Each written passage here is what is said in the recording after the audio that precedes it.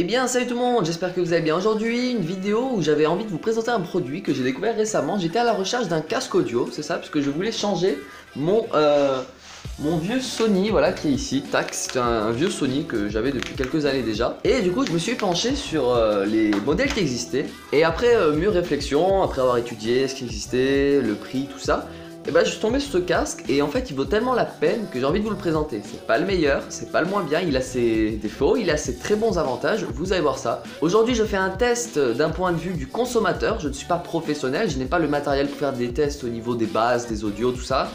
Pour ça il y a des youtubeurs spécialisés qui le feront 20 000 fois mieux que moi. Pour l'instant moi ce que je vais vous faire c'est mon ressenti, je ne l'ai pas encore déballé. La présentation, le design, tout ça.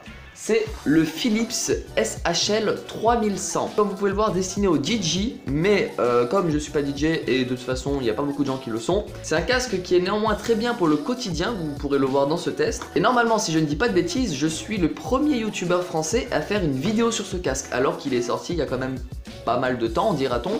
Mais quand je tapais le nom du produit sur un YouTube, je tombais que sur des vidéos d'anglais. Bon, ok. Donc le voilà, donc une présentation bon, vraiment simple, c'est du plastique, on va l'ouvrir pour voir ce qu'il y a dedans. Alors l'ouverture se fait facilement par là, ça j'avais pu le voir, tac, bon c'est un petit peu compliqué, ok, on peut déchirer, c'est pas grave.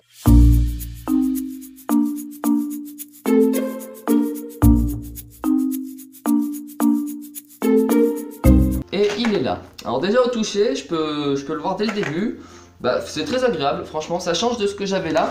Sur le Sony, c'était des espèces de... Ouais, vous pouvez le voir, là, ça faisait un petit effet argenté. Mais c'était du plastique. Et le toucher était vraiment pas très bon. Donc voilà. Le Sony MDR XZ100. Voilà, pour ceux qui veulent la référence, c'est le XZ100 sans la télécommande, je précise. Ici, on est vraiment sur le casque que moi, je rêvais d'avoir. Franchement, vous allez voir. Je sais qu'il y a des fonctions que la plupart des gens aimeront avoir qui n'y sont pas malheureusement, mais pour moi c'est vraiment ce que je voulais. Alors de ces fonctions dont je parle, on va aller directement droit au but. Il n'y a pas de télécommande justement, puisque comme j'utilise un micro professionnel qui est juste là, voilà, ça m'aurait complètement coupé le son d'avoir un micro intégré au casque, donc il fallait surtout pas. Et ensuite un truc que je ne voulais pas non plus, c'est qu'il soit Bluetooth. Voilà, c'est un casque filaire, puisque moi je suis vraiment très attaché au port jack, longue vie à lui encore j'espère.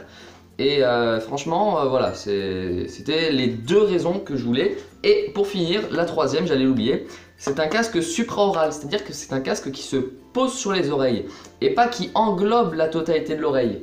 Et ça, je voulais surtout pas un casque qui englobe la totalité de l'oreille. Pour trois raisons. La première, c'est que ça vous nique complètement les tympans et après vous avez des acouphènes. La deuxième raison, c'est que bah, forcément vous entendez bien le son, donc ça peut être un avantage, mais en même temps, du coup, vous entendez plus ce qui se passe autour de vous. Donc pour moi, ça c'est vraiment un désavantage.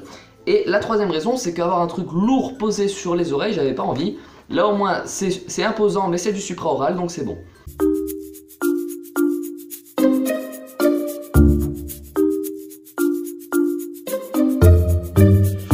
On a donc le casque qui est juste là, vous voyez que l'intérieur est en rouge, c'est assez amusant. C'est du textile, donc c'est vraiment doux, vous pouvez voir, ça fait des petits effets de vague. Le câble qui a une longueur de 1,2 m, donc c'est vraiment raisonnable, on peut avoir plus, on peut avoir moins. Mais 1,2 m c'est la hauteur parfaite qu'il y a de votre tête jusqu'à votre poche si vous voulez écouter de la musique avec le téléphone rangé dans la poche. Donc voilà le casque avec le câble déballé. Donc maintenant on passe un peu à la fiche technique, même si je vous ai dit je ne vais pas faire de tests détaillés, mais pour les plus curieux. Donc on est sur des enceintes, donc le diagramme c'est du 40 mm en néodyme, donc c'est vraiment très bien, vous pourrez avoir une reproduction fidèle des basses. D'ailleurs je pense que c'est ce qu'ils doivent dire hein, sur la boîte, tac. Voilà, on a des bonnes basses avec des puissants haut-parleurs en néodyme de 40 mm. Donc ils le mettent en avant justement. Donc avec ça on a vraiment un bon rendu sonore. J'ai vu aussi sur plusieurs avis que les aigus étaient bien reproduits, parce que des fois on a des casques qui donnent beaucoup de basses au détriment des aigus. Or ici ce n'est pas le cas. L'autre avantage c'est que vu qu'il est pour les DJ, mais comme vous allez voir ça peut servir pour tout le monde, le haut-parleur peut se retourner comme ça. Alors qu'en général sur un casque normal, voilà, je reprends celui-là pour l'exemple, le haut-parleur bah il s'arrête là quoi, voilà, ça peut pas aller plus. Ici au moins on a le fait de pouvoir le retourner comme ça pour pouvoir écouter juste avec une oreille et l'autre pouvoir écouter ce qui se passe autour de nous, c'est toujours pratique. On a des coussinets qui sont vraiment très doux. Je suis étonné parce que bon, j'ai arrêté de tester celui-là, lui il est vieux, mais franchement d'habitude c'est pas cette qualité là, donc je ne sais pas pourquoi. Peut-être que c'est placebo, peut-être que je suis content d'avoir un nouveau casque. Parce que je précise que c'est pas un placement de produit, hein, c'est pour mon utilisation personnelle. Donc là je suis vraiment content. En haut on a un petit peu de mousse pour le crâne, voilà. Même bon, avec ma grosse touffe de cheveux, je pense que ça peut aller. Mais on a un petit peu de mousse. On a le logo, ok, normal.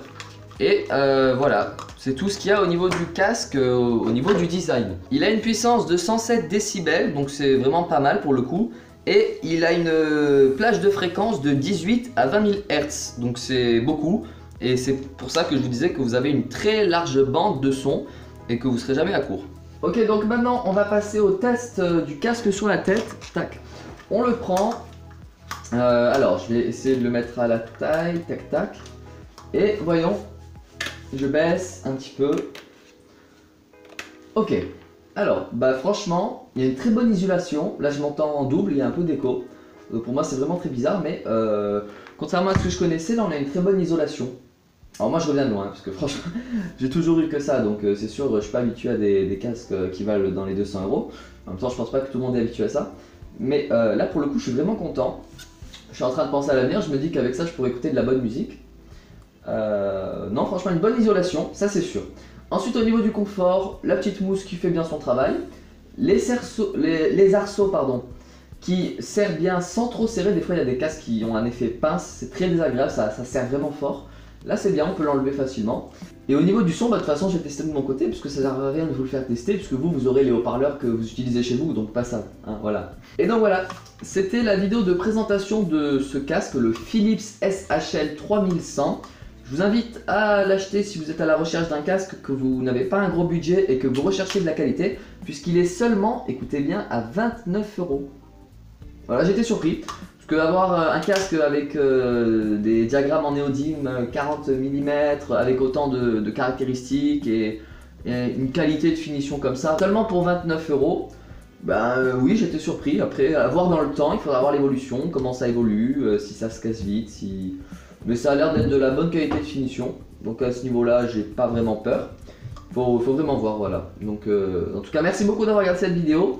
N'hésitez pas, je vous mettrai le lien Amazon dans la description.